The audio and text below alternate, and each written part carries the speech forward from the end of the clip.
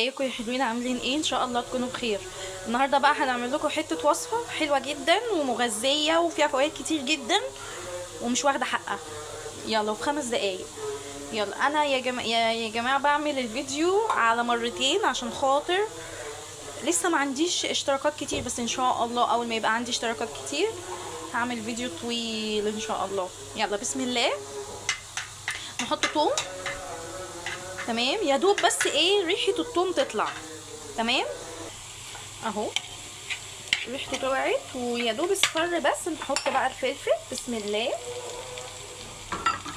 بسم الله. الاكله دي بقى تنفع عشاء، تنفع غدا، تنفع اي حاجه، مع شويه مكرونه، مع عيش، مع اي حاجه. مية مية، مش هتقول لا. طعمها حلو جدا ومغذيه جدا. هنا بقى جايبه كبد وقوانص، غسلتهم كويس جدا وقطعتهم بالمقص كده. تمام بسم الله. حطي بقى الكبد المقص، الكبد والقوانص بتاعتك. بسم الله بسم الله.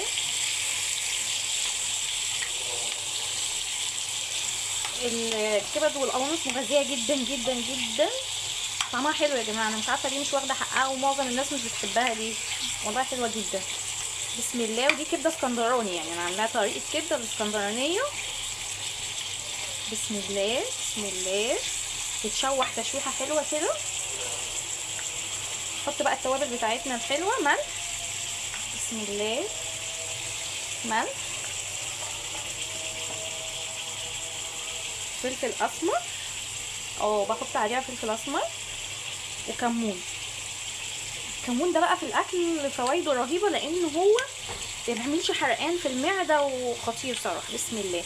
والعين التانية انا عامله بطاطس محمره واخده طاسه ام خالد، سلفاها من ابو خالد، قلت اما احمر فيها شويه بطاطس. بهزر اكيد طبعا. تمام اهو بصوا اتشوحت كده تشويحه. تمام. انا بقى كنت عاينه شويه توم نيين كده مدقوقين، وعلى فكره يا جماعه ده توم فريش. تمام. انا ما بحبش الثوم المفرز ابدا، هو بيبقى ريحته مش لطيفه وبيبقى طعمه مش حلو خالص. فدون توم فريش ومخزناه وبدقه كده وبعمله على الاكل. بصوا ما شاء الله اللهم بارك. واحط بقى شويه خل اهو، شويه خل صغيرين اهو. بصوا يا دوب بس عشان ايه، ريحه زفاره او اي حاجه تقضي عليها. بسم الله بسم الله بسم الله. ده طبعا ليمون، اي كبده محتاجه ليمون. بس كده، هي دي طريقه الكبده الاسكندراني. ودي كبد وقوانص مليانه فوائد حلوه قوي قوي للاطفال.